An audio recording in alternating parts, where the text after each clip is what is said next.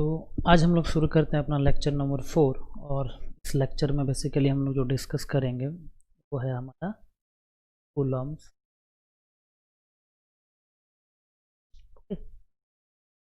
Coulomb's law start करने से पहले थोड़ा बहुत हम लोग डिस्कशन कर लेते हैं, ठीक है, कूलम्स लॉ के विषय में। ठीक, कूलम्स लॉ को दूसरी नाम से भी हम लोग जानते हैं, वो नाम है कूलम्स इनवर्स स्क्वायर लॉ। ठीक है, कूलम्स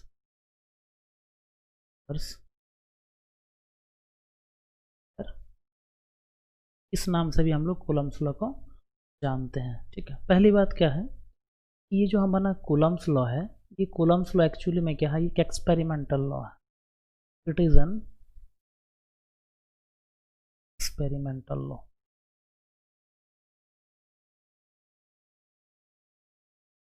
एक्सपेरिमेंटल लॉ बोलने का मतलब क्या हो गया, ये जो लॉ है ये एक्सपेरिमेंट के थ्रू आया है।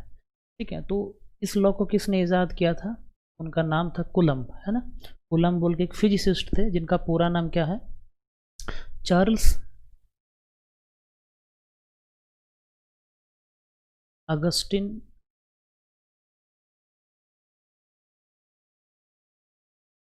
D coulomb. इस नाम के एक व्यक्ति थे जो बेसिकली क्या थे, एक फ्रेंच मिलिट्री में एक इंजीनियर थे। कौन थे ये, एक मिलिट्री इंजीनियर थे।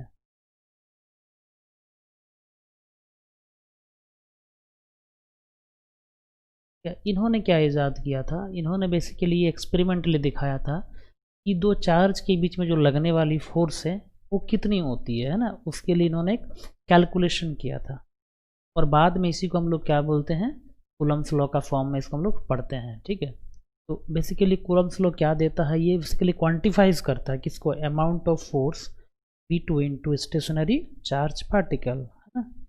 This Coulomb's law quantifies the amount of force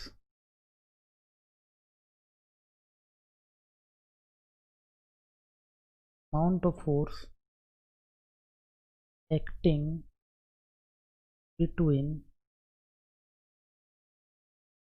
क्या, टू स्टेशनरी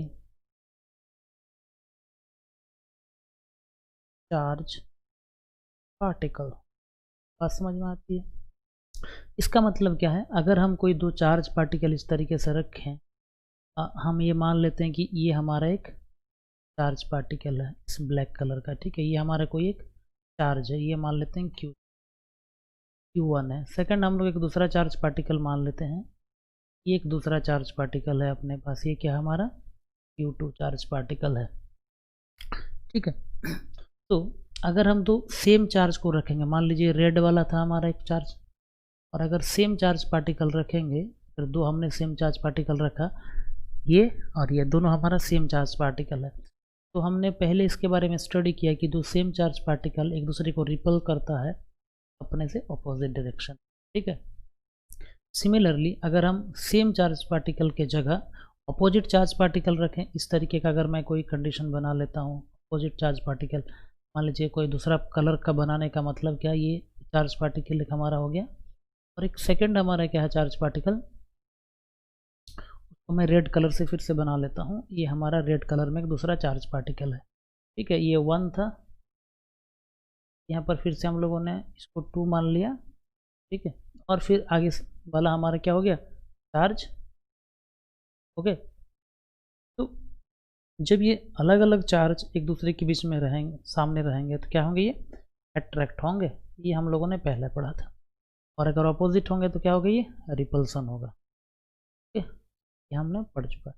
ये जो अट्रैक्शन होना या जो रिपल्सन होना, इनके बीच में ये कितनी अमाउंट है, कितनी फोर्स से लगती है ना, इस फोर्स का जो कैलकुलेशन है, ये कैलकुलेशन किसने दिया था, अगस्टिन ने दिया था, बेसिकली डी कूलम, है ना। तो हम लोग कूलम के नाम से जानते हैं। ठीक है, तो अब आ जाते हैं इसके स्टेटमेंट क्या है, कूलम्स लॉ का स्टेटमेंट क्या है।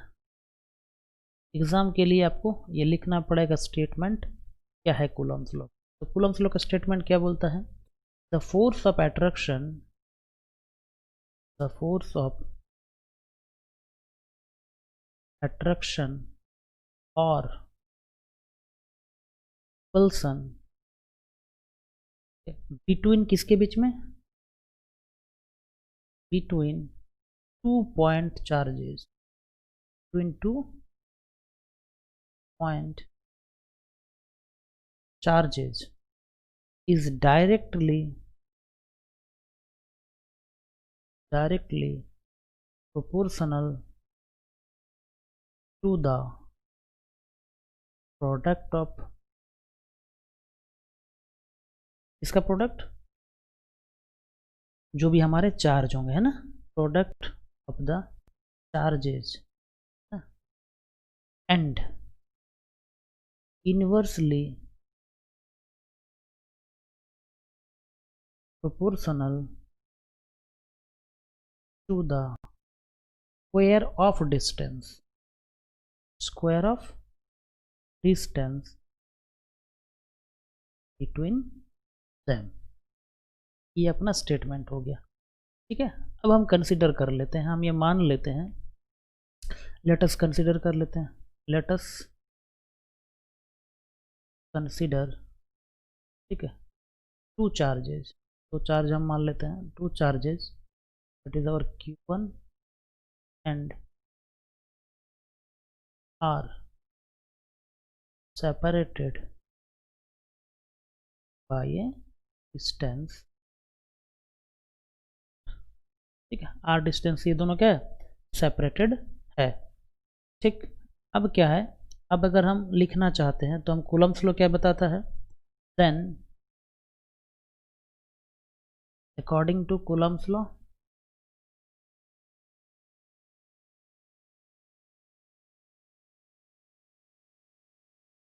ठीक है, ये हमारा चार्ज मान लेते हैं, ये हमारा चार्ज Q1 है और यहाँ पर हमारा ये चार्ज क्या है, के बीच में डिस्टेंस है, वो डिस्टेंस कितने की है, R की है। अब हमको ये नहीं पता कि दोनों का चार्ज का नेचर कैसा है, ये सेम चार्ज है कि ऑपोजिट चार्ज है, हम लोग बाद में देखेंगे। तो अकॉर्डिंग टू कूलम्ब्स लॉ क्या है, इनके बीच में जो फोर्स लगती है वो फोर्स डायरेक्टली प्रोपोर्शनल किसके होगी, चार्ज के प्रोडक्ट के प्रोपोर्शनल। ये अपना प्रोडक्ट हो गया चार्ज का Q1 टाइम्स Q2 ये। ठीक है, इसको आप इक्वेशन 1 बना लो। एंड इनवर्सली प्रोपोर्शनल होगी इनके बीच में जो डिस्टेंस है उसके स्क्वायर, इज आवर इक्वेशन 2। अगर हम कंबाइन कर ले, है ना, इसको 1 एंड 2 का, है ना, कंबाइनिंग इक्वेशन 1 एंड, अगर हम इक्वेशन 1 एंड 2 को कंबाइन कर लेते हैं तो अपनी इक्वेशन किस तरीके से आ जाएगी, this force directly proportional to Q1 times Q2 upon R square. इस प्रोपोर्शनलिटी को हटाने के लिए क्या करते हैं, हम एक कोई भी कांस्टेंट लगा देते हैं। हमने मान लिया कि एक कांस्टेंट A लिख लिए, is Q1 times Q2 upon R square. बात समझ में आ गई। इस प्रोपोर्शनलिटी को हटाने के लिए, किसको हटाने के लिए, इसको, ये इसको हटाने के लिए हमने क्या लगाया, इक्वल का सिंबल लगा, और जब इसको हटाएंगे तो ये कांस्टेंट यहाँ पर राइज होगा। ये क्या हो गया हमारा, ये हमारा कोई क्या है, कांस्टेंट है, ये हमारा क्या हो गया, कोई भी कांस्टेंट है, और ये इज अ कांस्टेंट। अब सवाल है कि भाई ये कांस्टेंट जो है किस चीज़ पर डिपेंड करती है, तो ये जो कांस्टेंट की वैल्यू होती है ये 2 चीज़ पर डिपेंड करता है। एक, हम किस मीडियम में ये 2 चार्ज को रख रहे हैं, पहली चीज़, और दूसरी बात, हम कौन सा यूनिट उसके लिए क्या कर रहे हैं, चूज कर रहे हैं, उस पर डिपेंड करेगा कांस्टेंट ए की वैल्यू। ठीक है, तो हम ये नीचे लिख सकते हैं, the value of constant A, the value of constant A depends on the following 2 factors. 2 चीज़ पर ये डिपेंड करती है, बहुत समय एग्जाम में पूछता है। ठीक है, तो 2 फैक्टर्स क्या है, पहला नंबर 1, मीडियम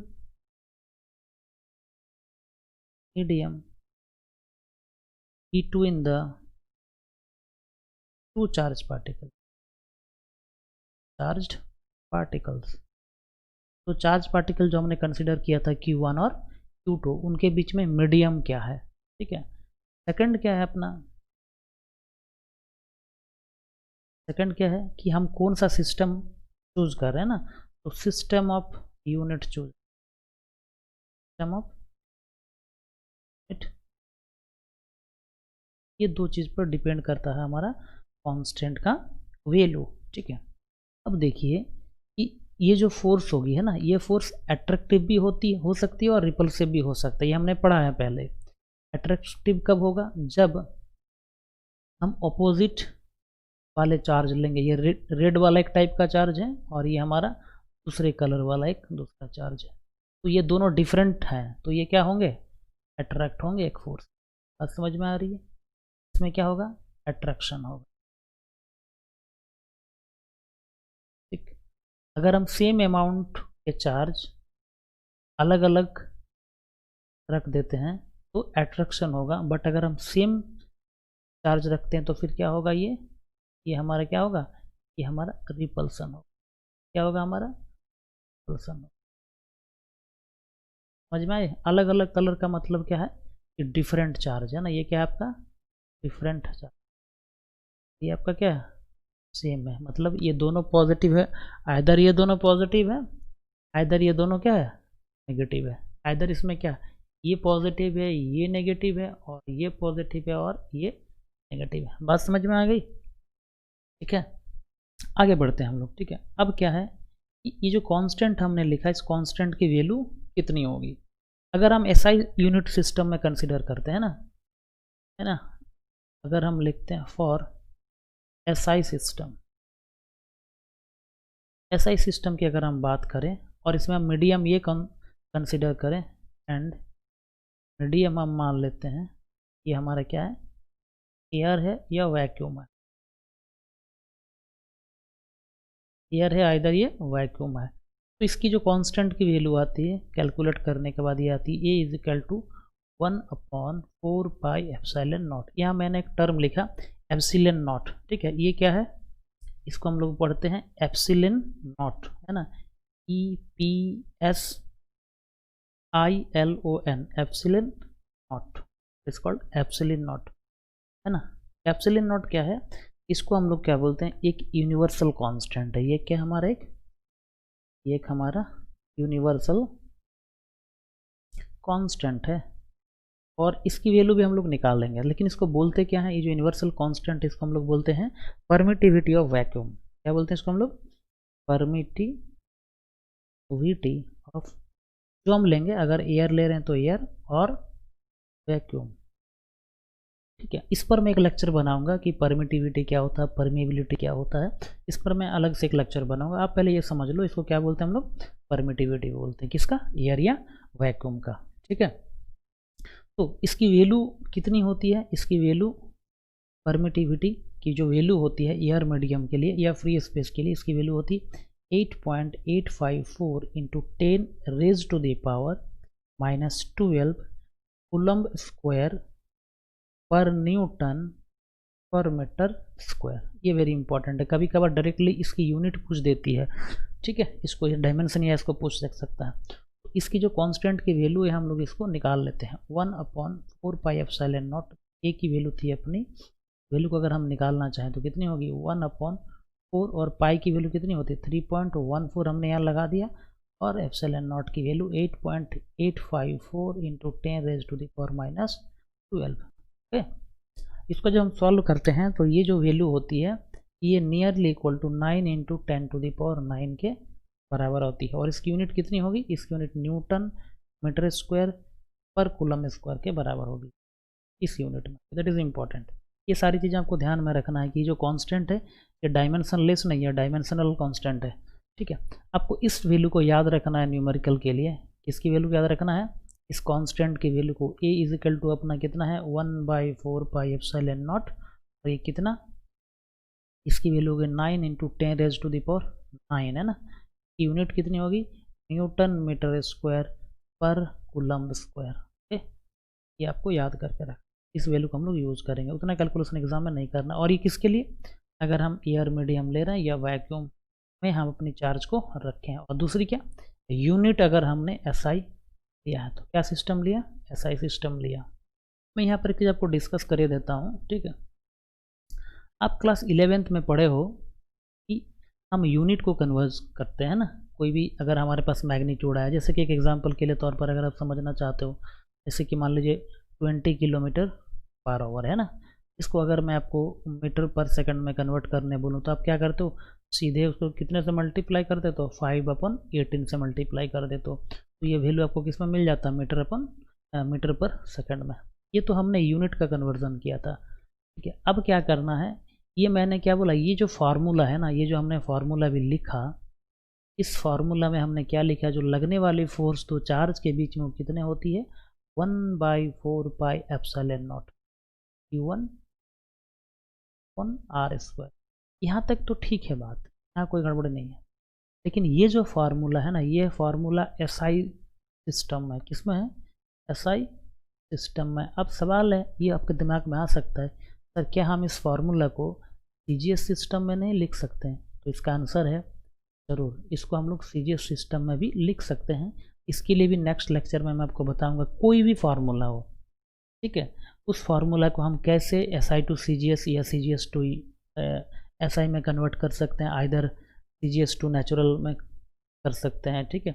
ये मैं आपको प्रोसेस बता दूंगा कि कोई भी फार्मूला को कैसे हम लोग SI से CGS में कन्वर्ट कर सकते हैं या CGS टू SI कर सकते हैं, ठीक है। इसके लिए मैं नेक्स्ट लेक्चर बनाऊंगा, उसमें मैं डिटेल इसकी बात दे दूंगा कि कैसे हम लोग को कन्वर्ट करते हैं, ठीक है। तो अभी तक जो हमको पता चला, वो क्या पता चला कि अगर हम कोई भी दो चार्ज को फ्री स्पेस में या वैक्यूम में रखते हैं तो उनके बीच में जो लगने वाली फोर्स वो कितनी है, 1/4πε0 times Q1 Q2 upon R², ठीक है। लेकिन एक बात ये आपको समझने की ज़रूरत है कि जो फोर्स है ना, फोर्स है, हम लोग क्लास 11th में इसको पढ़ चुके हैं कि फोर्स क्या है हमारा, फोर्स कोई स्केलर क्वांटिटी नहीं है, बल्कि ये क्या है, वेक्टर क्वांटिटी। क्या है ये हमारा, वेक्टर क्वांटिटी। तो वेक्टर क्वांटिटी होगा मतलब इसके साथ क्या होगा, इसके साथ दो चीज़ होगा, एक तो मैग्नीट्यूड तो होना ही है, प्लस क्या होगा इसके साथ, डायरेक्शन का भी होना ज़रूरी है।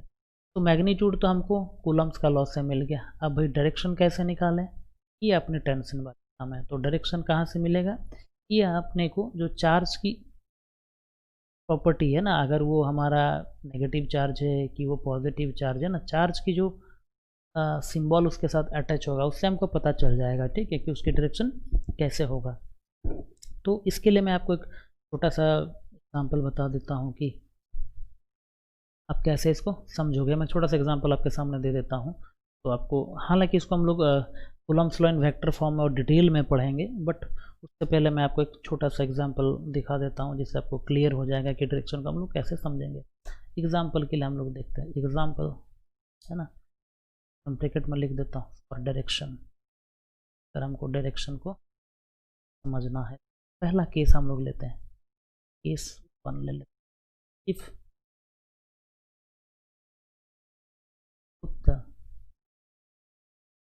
the charges सेम, सेम बोलने का तात्पर्य क्या है कि दोनों की साइन भी बराबर है, मतलब दोनों पॉजिटिव है तो पॉजिटिव है, अगर दोनों नेगेटिव है तो नेगेटिव है। तो हमने दो चार्ज इस तरीके से कंसिडर, ये अपना चार्ज है 1 और ये अपना चार्ज क्या है, दोनों ही पॉजिटिव है, आइदर दोनों नेगेटिव है। आइदर दोनों पॉजिटिव हो सकता है, आइदर दोनों क्या हो सकता है, नेगेटिव हो सकता है। अगर सेम चार्ज होगी तो क्या होगी, ये रिपल होगी, ठीक है। और ये जो लगने वाली फोर्स, ये लगने वाली फोर्स क्या, की बात याद रखिए, कूलम्ब्स फोर्स में या कूलम्ब्स लॉ के कारण जो फोर्स लगती है चार्ज के बीच में, वो फोर्स हमेशा इन दोनों के चार्ज को जो ज्वाइन करने वाली लाइन है ना, इसी लाइन के अलोंग लगेगा। बात समझ में आ गई। तो ये इस तरीके से होगा। अगर हम इसकी दूसरा केस समझ लेते हैं, अगर हम कोई दूसरा केस इस तरीके से डिफाइन करते हैं कि भाई अगर हमारे पास कोई दो चार्जेस हैं, लेकिन वो दो चार्जेस क्या हैं, इफ चार्जेस आर डिफरेंट, है ना, इफ चार्जेस आर डिफरेंट, इसमें दो केस हो सकता है। पहला केस ऐसा हम मान लें कि एक साइड हम ये अपना चार्ज ले लिया, ये अपना नेगेटिव क्यू है, -Q1 मान लेते हैं इसको, ठीक है, और इधर अपना क्या है, पॉजिटिव। ये केस हो सकता है। और दूसरा केस क्या हो सकता है, ये पॉजिटिव Q1 हो सकता है, ये क्या हो सकता है अपना नेगेटिव। इस दोनों केस में फोर्स की डायरेक्शन क्या होगी? पहली बात तो क्या है कि जब चार्ज हमारी डिफरेंट है तो क्या होगी, अट्रैक्शन तो होना ही है, ये बात तो कन्फर्म है अपना। लेकिन जो फोर्स की डायरेक्शन किधर होगी, तो अब क्या है फोर्स को लिखने का तरीका। अगर हम इस तरीके से फोर्स का नोटेशन लिख एफ ऑफ 2 1, इसका मतलब क्या है, एफ ऑफ 2 1 मतलब क्या है, इसका मतलब है फोर्स एक्टिंग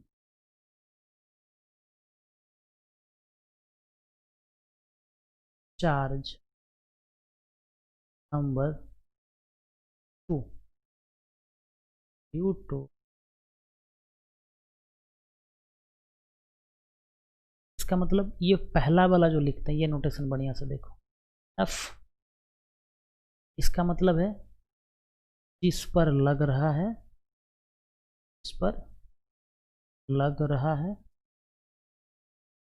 और 1 किसको बताता है, दूसरा वाला नंबर, पहला वाला जिस पर लग रहा है, दूसरा वाला क्या, जो लगा रहा है, तो लगा रहा, ये नोटेशन हम लोग बार बार यूज़ करेंगे, पूरी किताब में यही नोटेशन आपको मिलेगी, इस चीज़ को आप ध्यान कर रखो। तो इसका मतलब अगर हम ये बोलें कि Q2 जो Q1 पर फोर्स लगाएगा है ना, वो फोर्स कितना होगा, वो फोर्स कितना होगा, इस फोर्स पर हम इस फोर्स को हम क्या लिखेंगे, इस फोर्स हम लिखेंगे कि इस पर जो फोर्स लगेगा, इस तरीके से नहीं, पर जो भी फोर्स लगे तो अट्रैक्ट होगा ना, इधर होगी, इस पर जो फोर्स लगे इसको हम क्या लिखेंगे, F2। सिमिलरली ये जो इस पर फोर्स लगाएगा, ये फोर्स की डायरेक्शन किधर होगी, इस फोर्स की डायरेक्शन भी तो अट्रैक्टिव होगी ना, इधर ही होनी है ना, इसकी डायरेक्शन क्या, इस फोर्स को क्या लिखेंगे, इसको लिखेंगे, क्या लिखेंगे, सॉरी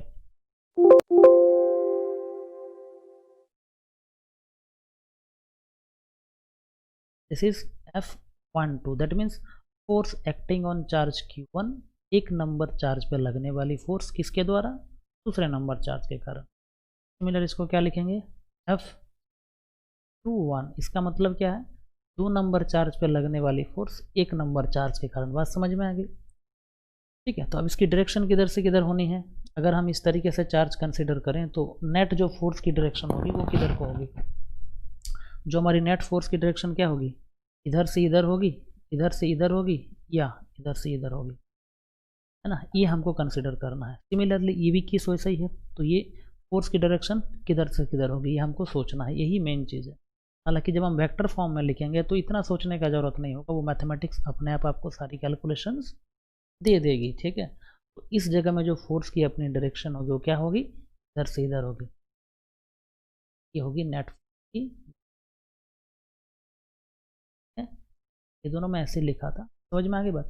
तो इस जगह में फोर्स की डायरेक्शन क्या होगी, इस जगह में नेट फोर्स की डायरेक्शन तरीके से होगी, मतलब कौन सी फोर्स, ये किसकी फोर्स होगी, ये F इज इक्वल टू कितना लिखेंगे हम, ये F की वैल्यू क्या लिखेंगे, 1/4πε0 1/2 पर मैं नेगेटिव साइन अभी नहीं लिख रहा हूँ, इसकी डायरेक्शन में ऑलरेडी ये दिखा दिया हूँ, ठीक है, और ये मैग्नीट्यूड इधर जाएगी, ये क्लियर है बात, इतनी चीज़ हमारी क्लियर हो गई।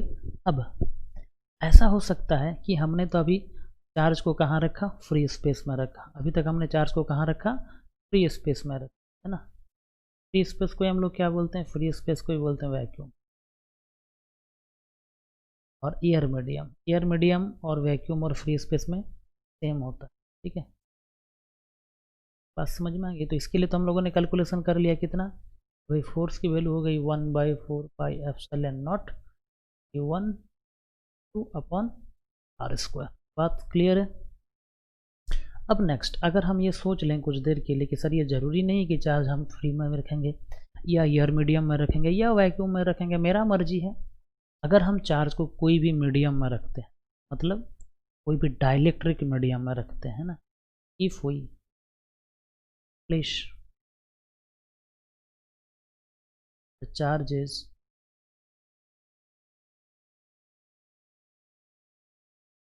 डाइलेक्ट्रिक,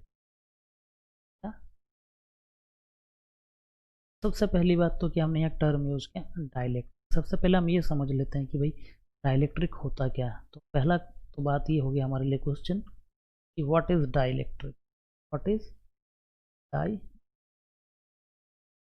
इसकी डिटेल स्टडी हम लोग करेंगे बाद में, लेकिन मैं थोड़ा सा डेफिनेशन आपको बता देता हूँ कि डाइलेक्ट्रिक किसको बोलते हैं।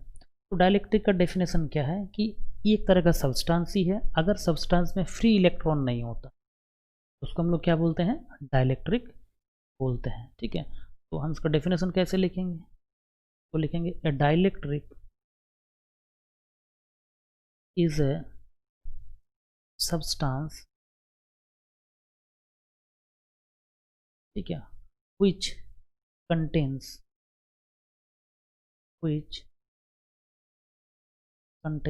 no free electron. That is important. No free electron.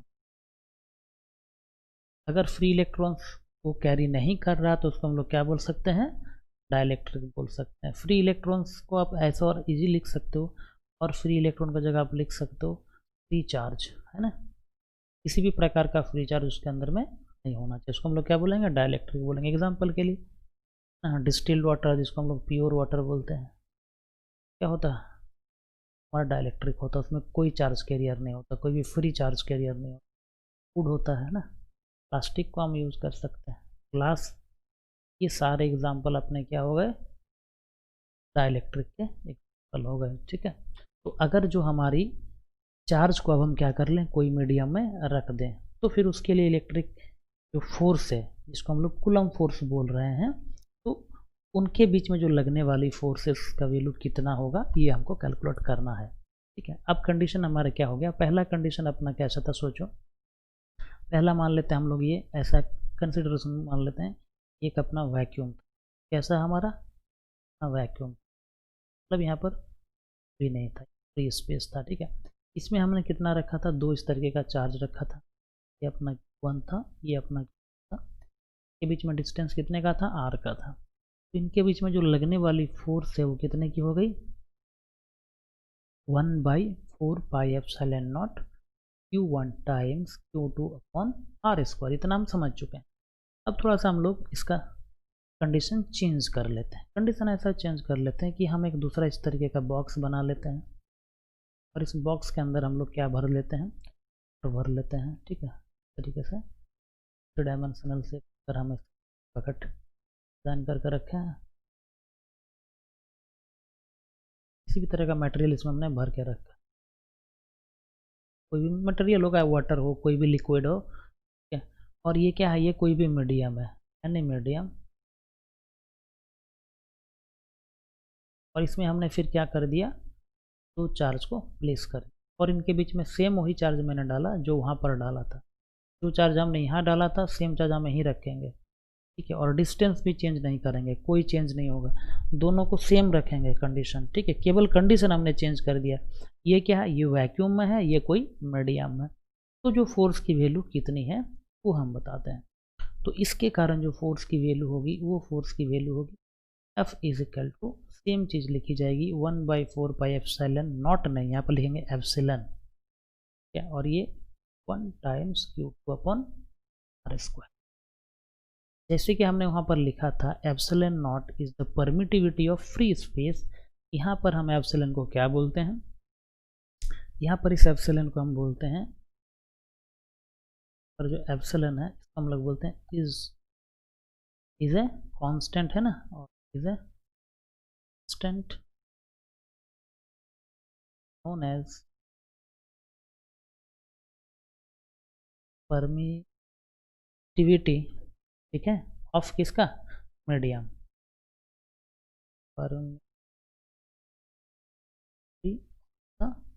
Medium, permittivity of the medium, और वो कौन सी medium, permittivity of the medium, कौन सा मीडियम, ये वाली मीडियम पर हमने तो चार्ज को रखा था थोड़ा देर पहले। बात समझ में आ गई। ठीक है, तो इसलिए ये फार्मूला कन्वर्ट हो जाती है इस तरीके से। अब सवाल है कि ये जो है इसकी एक रिलेशन होती है। ठीक है, यहाँ पर एक और एक कंसेप्ट आती है डाइलेक्ट्रिक करंट की। किसकी आती है रिलेशन, डाइलेक्ट्रिक, डाइलेक्ट्रिक जो भी मटेरियल होगा उसका एक वैल्यू होता है। ठीक है, तो दिखाने के लिए डाइलेक्ट्रिक कांस्टेंट, इसको हम लोग कैसे दर्शाते हैं, इसकी वैल्यू कितनी होती है, ये वैल्यू हम लोग लिखते हैं एप्सिलॉन अपॉन एप्सिलॉन। ठीक ठीक है। तो यहाँ से हम एप्सिलॉन की वैल्यू लिख सकते हैं k टाइम्स एप्सिलॉन। आ रही बात। कुछ कुछ जगह में एक्चुअली बेसिकली डायलेक्ट्रिक सिस्टम के लिए, कोई भी डायलेक्ट्रिकल सिस्टम के लिए ये जो आपकी k है ना, ये रिलेटिव परमिटिविटी के बराबर हो जाती है, एप्सिलॉन r के बराबर। इसलिए ये नोटेशन भी मिल सकता है ना, इसलिए कंफ्यूज नहीं होना है।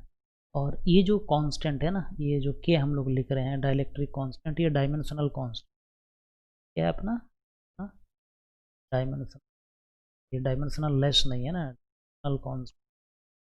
आपको ये सब बातों को भी ध्यान रखना है कि जो कांस्टेंट हम यूज़ कर रहे हैं वो डायमेंशनल है कि वो डायमेंशन लेस है। ठीक है, तो हम अपनी फार्मूला को फिर से लिख लें। तो वो फार्मूला हमारा किस तरीके से कन्वर्ट जाएगा, तो फार्मूला इस तरीके से लिखा जाएगा, एफ मीडियम, पहले तो हमने ईयर में रखा था, ये वैक्यूम में रखा, तो ये किसकी वैल्यू कितनी होगी, 1/4 पाई एप्सिलॉन नॉट का जगह क्या लिखेंगे, तो k टाइम एप्सिलॉन नॉट लिखेंगे, Q1 square.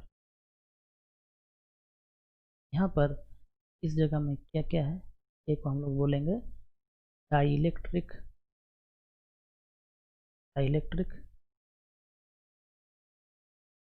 Constant of the medium. बात समझ में आ जाती है आपको, दिक्कत नहीं होने वाली चाहिए। ठीक है, अब आगे आते हैं। इसी को अलग तरीके के नोटेशन में इस तरीके से लिखा जाता है, F इज इक्वल टू 1/पाई एप्सिलॉन नॉट और एप्सिलॉन आर के जगह, ठीक है, और 2 final result if we place the electric charge और the charge in any medium. ठीक है, क्लियर हो गई बात यहाँ तक। अब कुछ न्यूमेरिकल पर्पस के लिए मैं आपको कुछ कंसेप्ट बताता हूँ इस टॉपिक में। एक कंसेप्ट पूछी जाती है कि ऐसा कि दो चार्ज हम ऐसे कंसिडर कर लेते हैं, लेट अस कंसिडर चार्ज 1, है ना, पहले एट फर्स्ट, है ना, एट फर्स्ट हम इनको फ्री स्पेस में रखते हैं। किसमें रखते हैं, फ्री स्पेस में रखते हैं। ठीक है, फिर सेकंड में हम क्या करते हैं, इन दो यही चार्ज को हम क्या करते हैं, कोई डाइलेक्ट्रिक मीडियम में रख देते हैं। किसमें रख देते हैं, कोई डाइलेक्ट्रिक मीडियम, और उस डाइलेक्ट्रिक मीडियम का कांस्टेंट भी गिवन होगा k। तो आपको बोलेगा कि फोर्स का रेशियो कितना होगा।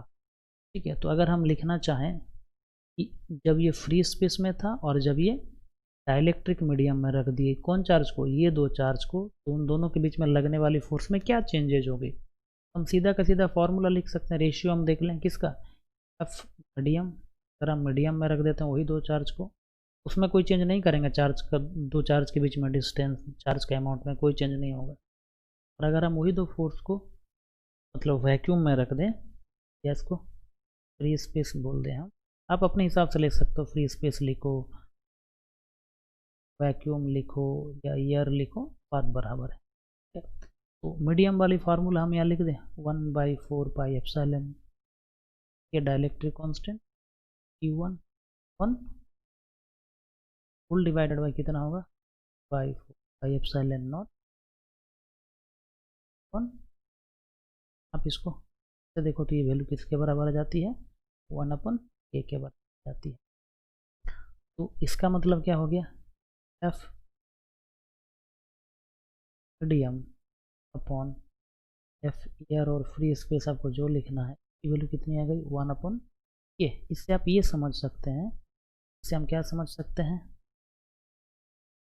कि, तो इस तरह थोड़ा और एक्सपांड करके हम लिख लेते हैं, एफ मीडियम मतलब जब चार्ज को हम मीडियम में रख रहे हैं, उनके बीच में लगने वाली फोर्स उस समय के बराबर हो जाएगी। अगर एफ ईयर लिखना चाहें हम तो किस तरीके से लिखी जाएगी, के इधर मल्टीप्लाई हो जाएगी कि नहीं, इसका मतलब क्या, इसमें से कौन बड़ा है, ये दोनों, इस इक्वेशन को अगर आप ध्यान से देखिए तो ये दोनों इक्वेशन शायद देखने से आपको ये पता चलेगा दोनों में से कौन बड़ा है, दोनों में से ये बड़ा है ना, ये बड़ा है कौन, एफ या फ्री स्पेस, ये क्या है, ये छोटा है कौन, एफ। छोटा होने का मतलब क्या है, कम है, बड़ा होने का मतलब क्या है, ये बड़ा होने का मतलब है ज़्यादा है। तो इसका मतलब क्या है, जब हम दो चार्ज को फ्री स्पेस से कोई दूसरे मीडियम में रख देंगे तो क्या होगा, उनके बीच में जो लगने वाली फोर्स वो क्या हो जाएगी, डिक्रीज हो जाएगी। तो हम इसे क्या लिख सकते हैं,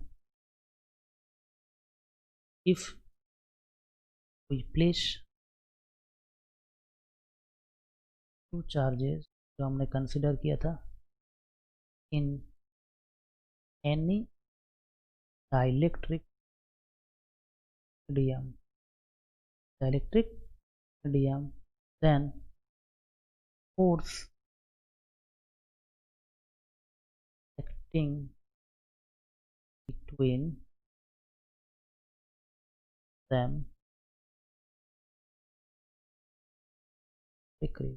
अब ये सवाल है कि भाई किस पर डिपेंड करेगा, कौन किस में ज़्यादा डिक्रीज होगा, किस पर डिपेंड करेगा, डाइलेक्ट्रिक कांस्टेंट पे डिपेंड करेगा। जिसका जितना ज़्यादा डाइलेक्ट्रिक कांस्टेंट उसके बीच में लगने वाली फोर्स उतनी कम। किस पर डिपेंड करेगा, इस डाइलेक्ट्रिक कांस्टेंट। क्लियर हो गई बात, ठीक है। अब देखिए कोई भी लॉ या कोई भी थ्योरम एक लिमिटेशन होती है, ठीक है। अगर हमको ये नहीं पता होगा तो बहुत प्रॉब्लम हो जाएगी, है ना। कोई भी लॉ की क्या होती है, लिमिटेशंस होती है या कंडीशन होता है, वैलिडिटी होता है, ठीक है। तो हम इसको क्या लिख देते हैं, कूलम्ब्स लॉ की वैलिडिटी क्या है ना, वैलिडिटी ऑफ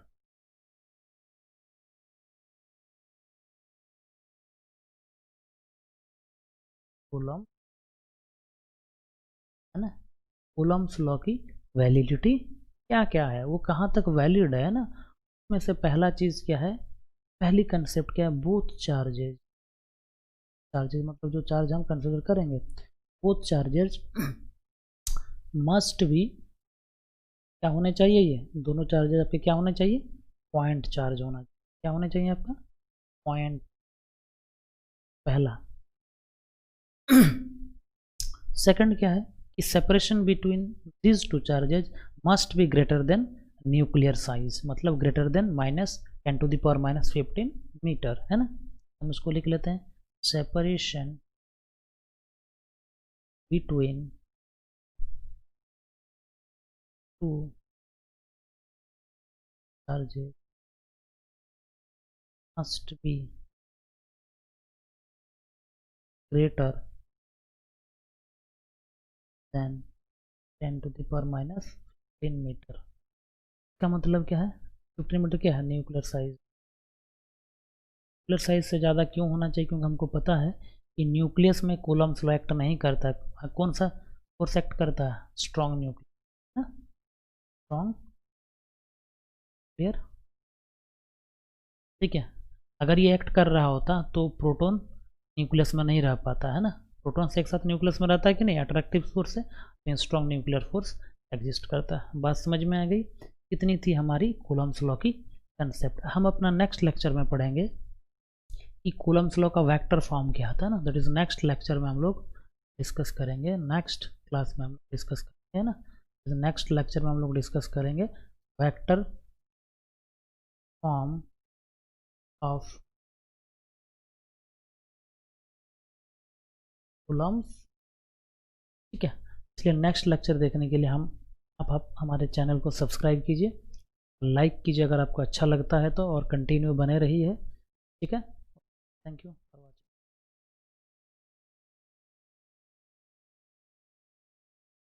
दोस्तों, हम अपने प्रीवियस लेक्चर में डिस्कस किए थे कि कोई भी